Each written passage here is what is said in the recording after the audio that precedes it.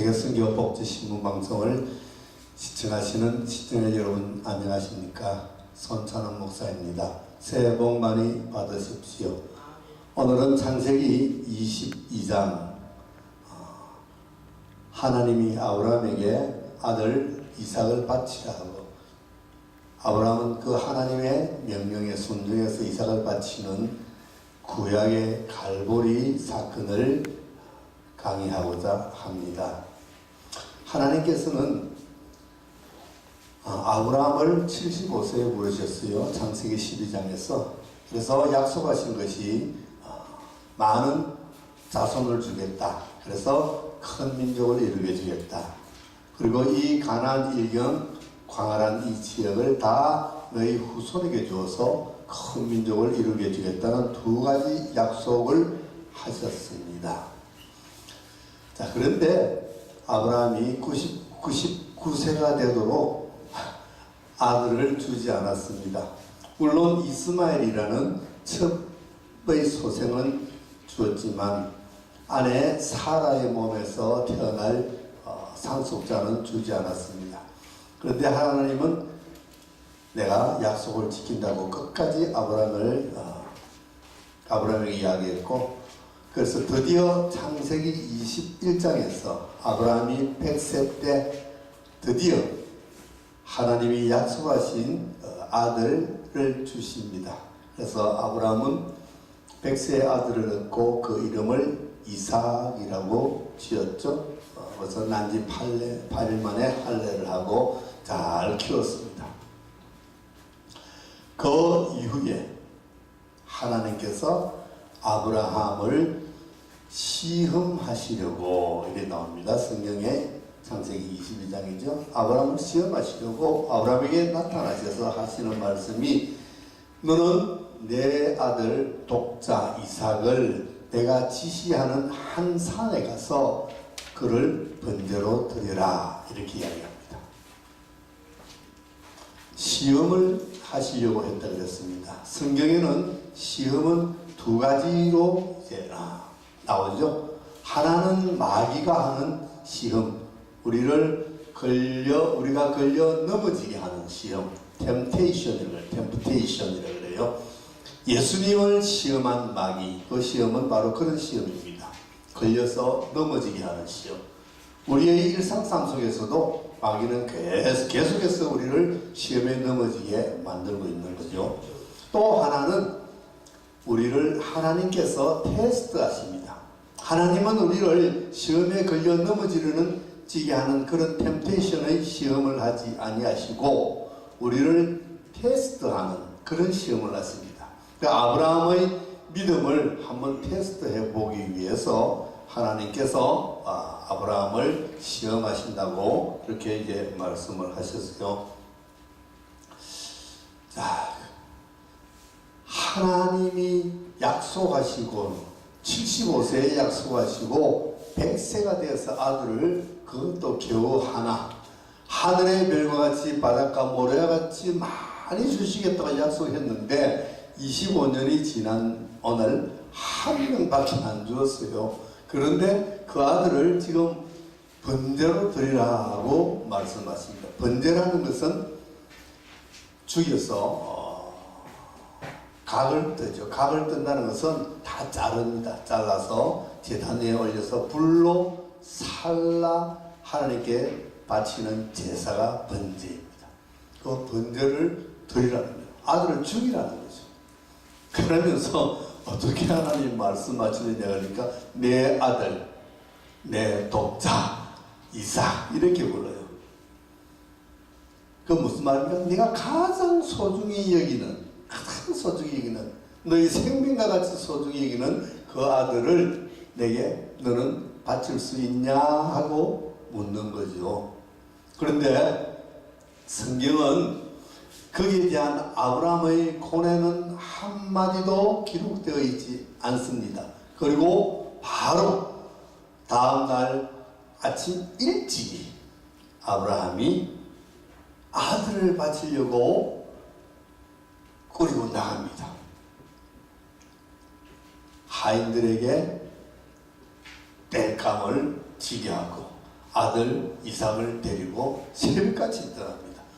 무슨 좋은 일이라고, 그렇죠? 마치 여행을 떠나는 사람처럼 그렇게 떠납니다. 우리는 이 기사를 읽으면서 많은 생각을 해봅니다. 야, 아브라함이 밤새 고민 안 했겠을까? 고민했을까? 어땠을까? 라고.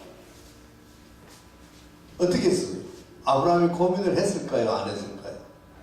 내가 생각할 때는 밤새 잠 한숨 자지 못했을 것 같아요.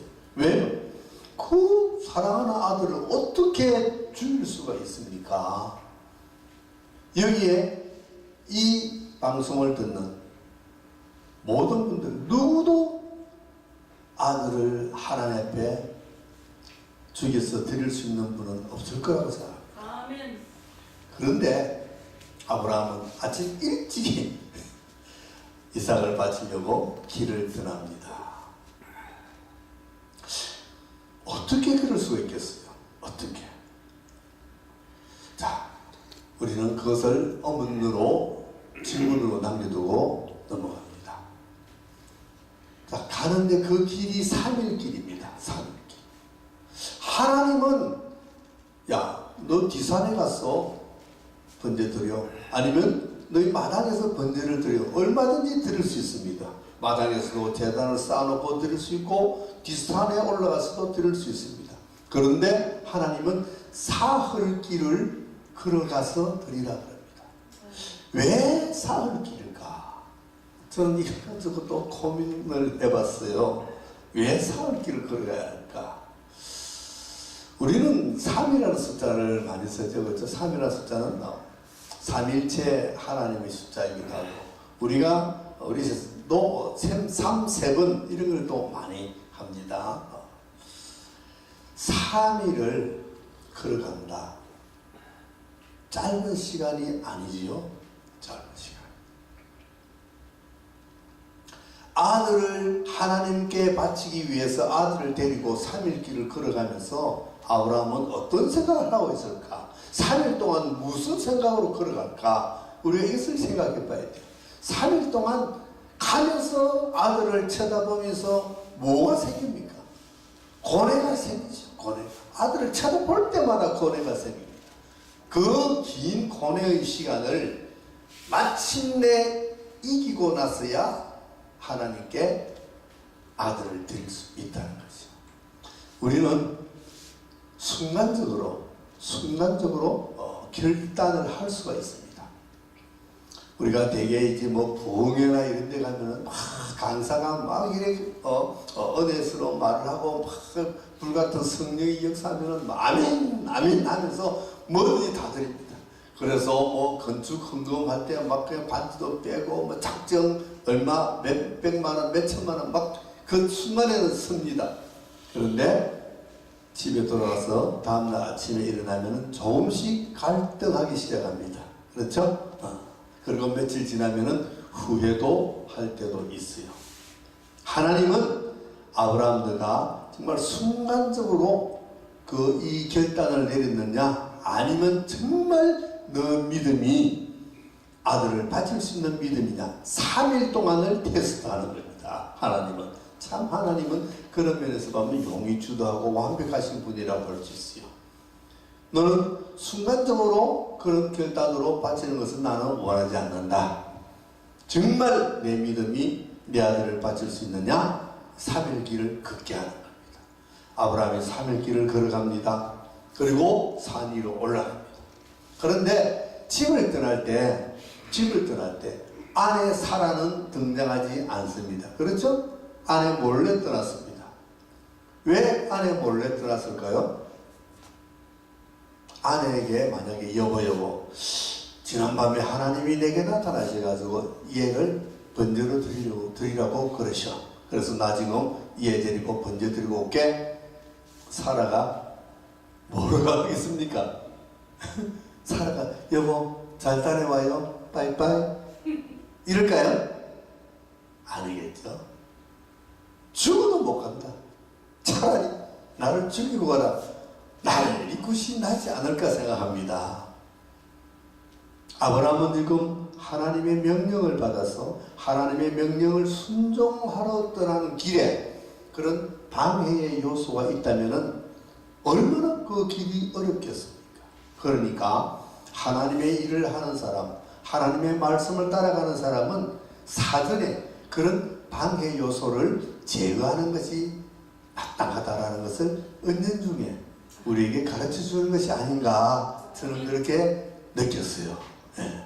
그래서 살짝 갔습니다. 일찍 살짝 갔어요. 그리고 이제 산 밑에 도착했습니다. 자, 이제 산에 올라가야 되는데 하인을 거기 머물러라 합니다. 너희들은 여기 머물러라. 내가 이 아이와 같이 하나님께 경배하고 오겠다. 그러면서 이 이제 짐을 아들에게 지우는 거예요. 아들에게. 그러니까 하인은 서 있습니다. 밑에서. 이상하지 않습니까? 우리는 성경을 읽을 때 좀 자세하게 면밀하게 읽어야 돼요. 왜 짐을 지고 산에 올라가는데 하인을 시키지 왜 아들을 시킵니까? 아니 그 생각 안 해보셨어요? 이 성경 이 구절을 엄청나게 우리가 많이 읽어봅니다. 그런데 그렇게 생각 한 번도 안 하셨다면 그 좀 성경 읽는 자세를 좀 바꿔야 돼. 이상하다. 왜 아들을 지게 해요? 하인이 있는데. 이것도 역시 마찬가지입니다. 만약에 하인 둘을 데리고 산에 올라갔어요. 자, 제단을 살짝 샀어. 다 사고 나서 자, 이제 내 아들 이삭을 번제로 드릴 테니까 좀 묶어라. 이삭을 묶어서 칼로 찌르려고 할 때 옆에 하인들이 뭐라 그럴까요? 아니 주인님 왜 그러십니까? 에이, 어떻게 이런 일을 안 됩니다. 하인들이 한사고 말리겠죠. 왜? 아니 우리 주인님이 그 귀한 이세 백세에 얻은 금지 억육 같은 그 아들을 죽이려고 하는 그 순간에서 하인들이 그래요 우리가 꼭 잡고 있을 테니까 찌르세요 이러겠습니까? 아니겠죠. 아마도 말릴 겁니다. 아이고 주인님 왜 그러십니까? 이런 생각 많이 드셨어가지고 노망이 드셨나? 그래서 역시 이 하인들도 산에 올라가서 이삭을 드릴 때 방해가 되니까 너희들은 밑에 있어라 하고 이제 올라갑니다. 그리고 이제 이삭만 데리고 올라가죠. 이삭만 데리고. 근데 이삭을 데리고 가는데 이삭이 가만히 생각해도 이삭도 이상한 거예요. 아니 제단에 뗄 나무도 있고 불도 그때는 이제 라이터나 성냥이 없었으니까 불을 준비해서 가져가요. 불도 있는데 제일 중요한 것이 뭡니까? 제사를 드리려면 재물이죠. 예, 재물. 근데 재물이 없는 거예요. 아버지, 아니 불도 있고 나무도 있는데 왜 재물이 없습니까? 아브라함이 같으면 아이고 이 녀석이 이제야 묻는구나. 아마도 아까부터 물을까봐 간이 조마조마했을 것 같아. 그런데 아브라함이 뭐라고 대답합니까? 그거 하나님 자신을 위해서 다 예비하셨어. 이것은 아브라함이 그 위기를 모면하려는 순간적인 발상일지도 모르지만 그것은 어찌 보면 아브라함의 믿음일지도 모릅니다. 아브라함의 믿음. 아브라함은 아마도 그런 생각을 하고 오지 않았을까. 하나님께서 백세가 돼서 내게 주신 이 아들을 그것도 낳을 수 없는 내 아내 사라의 몸에서, 사라는 이미 경수가 끊어졌고 아기를 생산할 수 없는 몸이었잖아요. 그런데 고목나무와 같은 내 아내의 몸에서 이 낳을 수 없는 이 아들을 하나님이 주셨다면 이것은 분명히 하나님의 선물이다. 그렇다면 하나님이 이 아들을 바치라 그럴 때는 무슨 하나님의 계획과 뜻이 있을 것이다. 이 아들을 죽였다가 다시 살려주시든지 주시면 다른 똑같은 아들을 다시 주시든지 뭔가 주실 것이다. 그래서 하인들에게도 그럽니다. 내가 이 아들과 함께 경배 드리고 돌아오겠다. 내 혼자 돌아오겠다는 것이 아니라 우리가 같이 돌아올게 라고 약속합니다. 그 말 속에서 아브라함의 그런 어떤 내면에 굳은 믿음이 있지 않았을까, 그렇게 생각합니다. 그래서 올라가서 단을 샀습니다. 아들과 함께 단을 열심히 샀습니다. 그런데 성경에는 단 샀는 이야기도 나지 않고 아들을 묶은 이야기도 나오지 않습니다. 아들을 묶어놓고 칼로 찌르려고 할 때에 바로 나옵니다. 자, 어떻게 묶었을까? 묶었을 때 아무 소리 안 하고 묶었을까? 그러지는 않을 것 아닙니까? 아들을 묶으려면 뭔가 이야기를 했을 겁니다. 사실은 아들아, 하나님이 너를 바치란다. 너를 원하신다. 그죠? 그 소리 들었을 때 아들 이삭이 어땠을까? 이거 우리 생각 안 해볼 수가 없잖아요. 근데 성경 한 장을 읽는데, 성경 한 페이지를 읽는데 우리는 생각해야 될 것이 너무 많은 거예요. 이렇게 보면. 야, 이삭이 어떻게 생겼을까? 아유, 아버지 무서워요. 이삭이 막 도망가면은, 아니 100살이 넘은 아브라함이 어떻게 이삭을 묶을 수가 있을까? 그렇죠? 도저히 못 묶습니다. 한 10살만 돼도 우리가 못 잡습니다.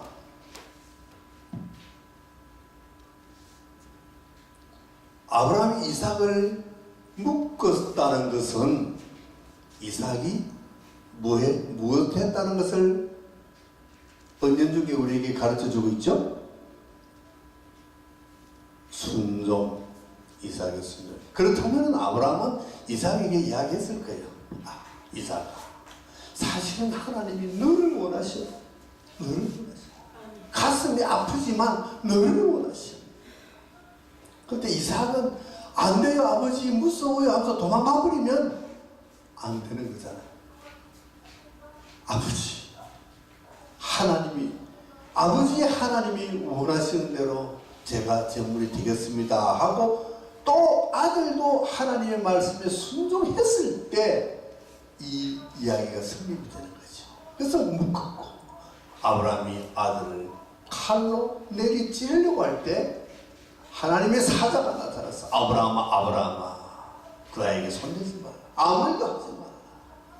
내가 내 아들 내 독자로도 아끼지 아니하고 내게 바치려고 했으니 이제야 네가 나를 경외하는 줄 알았다. 하나님 테스트에 뭐 한 거죠? 합격한 거죠. 합격. 그래서 우리가 추측할 수 있는 것은 이 정도입니다. 우리가 성경을 읽고 이 사건을 추측할 수 있는 것은 이 정도입니다. 그런데 유대인들은 전승이라는 것이 있어요. 전승이라는 것이. 전승이라는 것은 뭐냐면 입으로 흘러내려오는 구전된 이야기. 그것을 이제 이 사람들은 구전토라라고 그래요. 구전토라. 토라라는 것은 율법서를 이야기합니다. 히브리인들이 토라라고 이야기할 때는 율법서, 창세기, 출애굽기, 레위기, 민수기, 신명기, 모세오경을 그들은 토라라고 그래요. 토라. 그리고 그 토라가 그들에게는 가장 중요한 책입니다. 그런데 그 토라에 기록되지 않고 구전으로 내려오는 토라가 있어요. 그것을 그들은 전성이라고 합니다. 전성. 그래서 그것도 기록되지 않았지만 이제 입으로 내려와서 그들의 머릿속에 내리속에 기억이 되어 있는 것이죠. 그런 것이 참 많습니다. 근데 이 구약의 갈보리, 이 모리아산에서 일어난 이야기도 그들의 전성에는 그렇게 이야기하고 있습니다. 자, 그 전성을 제가 이제 좀 이야기를 할 겁니다. 오늘은 시간이 20분 조금 경과될 것 같아요.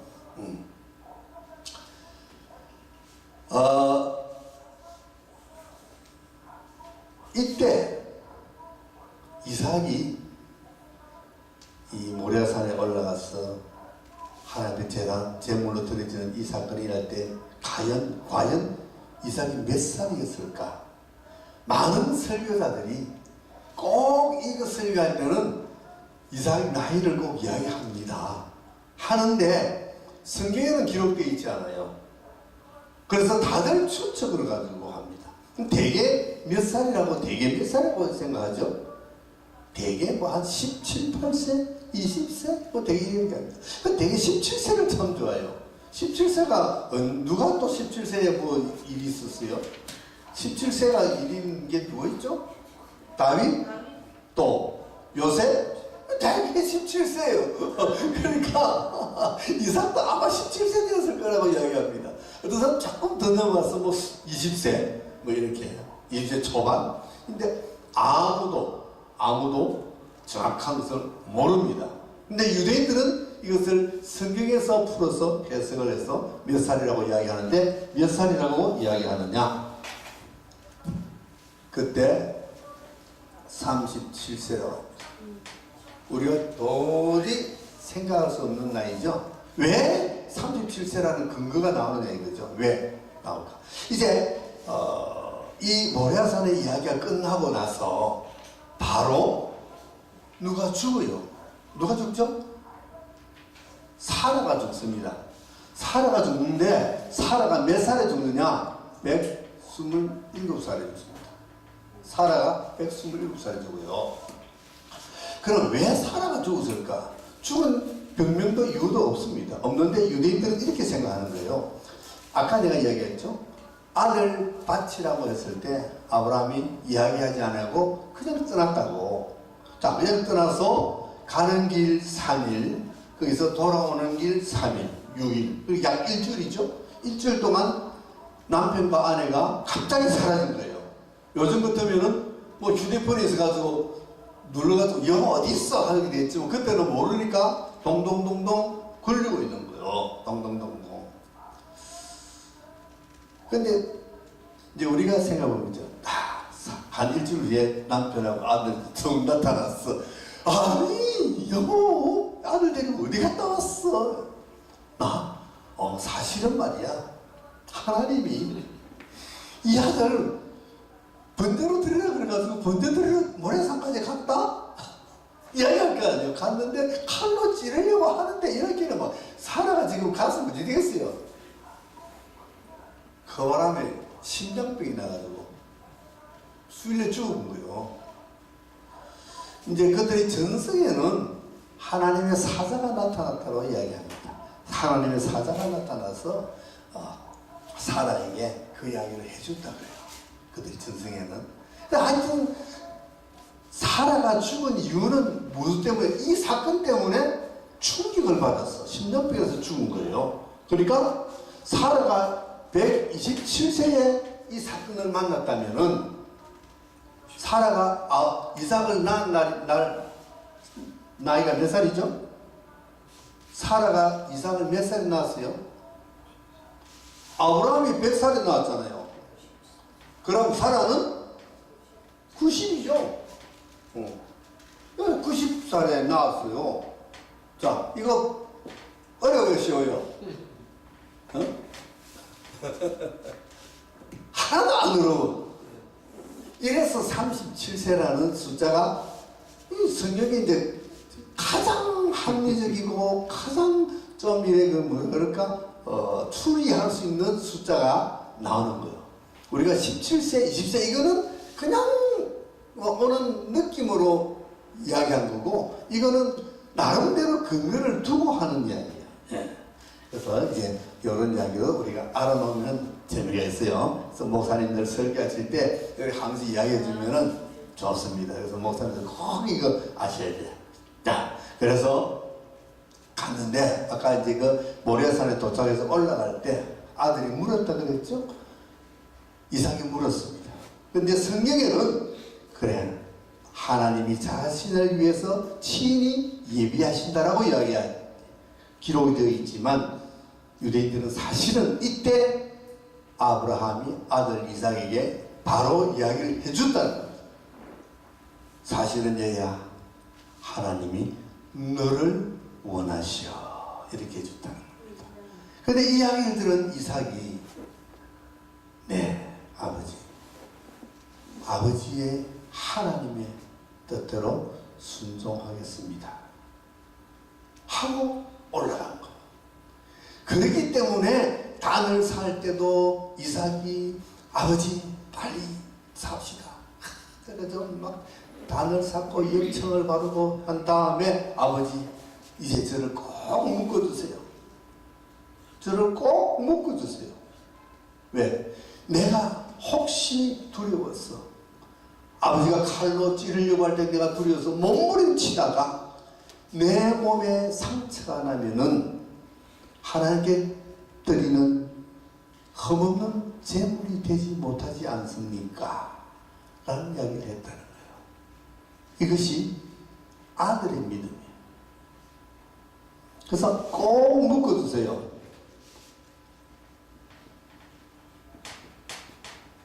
꼭 묶다.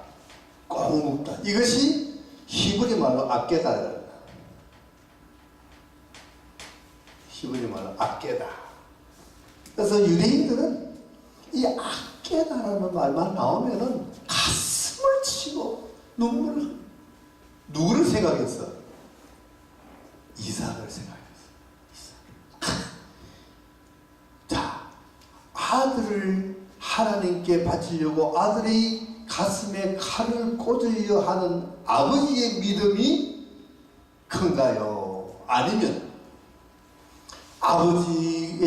아버지께서 섬기시는 그 하나님의 말씀에 순종해서 흠없는 제물이 되고 싶어서 아버지 앞에 아버지 내가 몸부림치지 않도록, 그래서 내 몸에 상처가 나지 않도록 나를 더 꼭 묶어주세요라고 하는 이 아들의 믿음이 큰가요? 어느 믿음이 더 클까?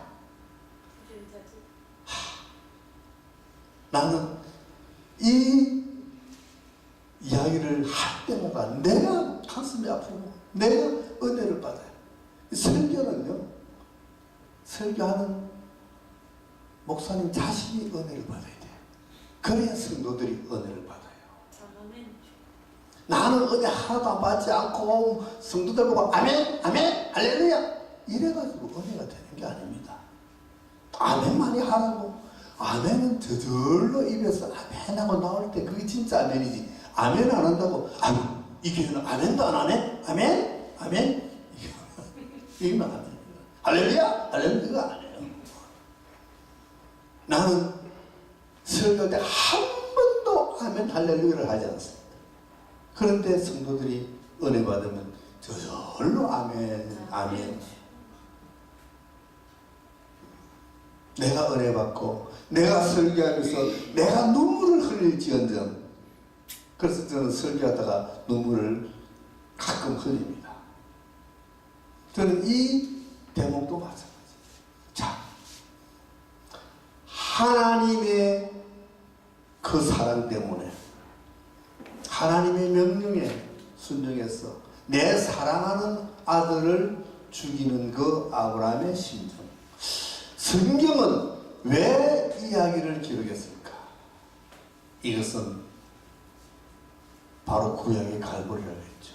갈보리 산에서 사랑하는 이 백성들을 위해서 내 사랑하는 독자를 내어주는, 그래서 십자가에서 못 박는 하나님 아버지의 그 아픈 마음을,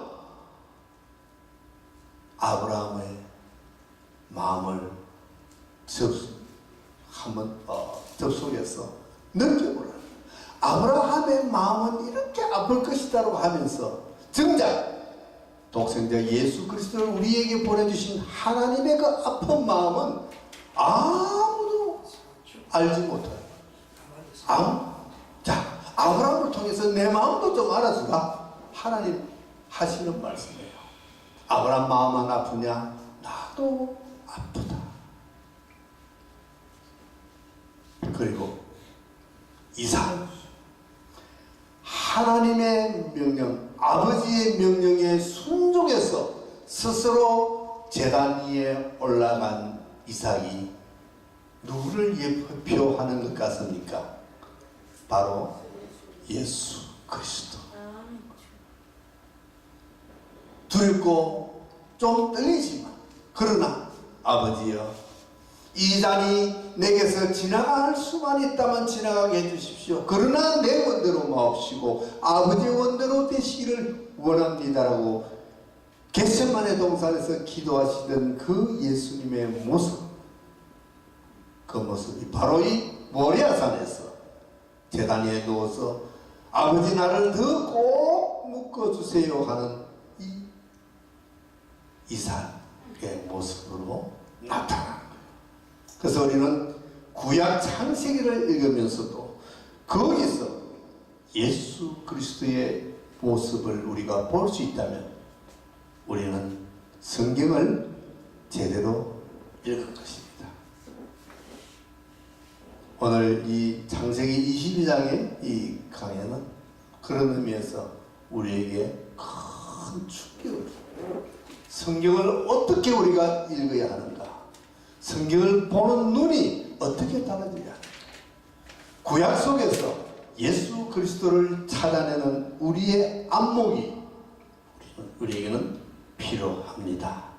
오늘은 여기까지 하겠습니다. 시청해 주신 여러분 감사합니다.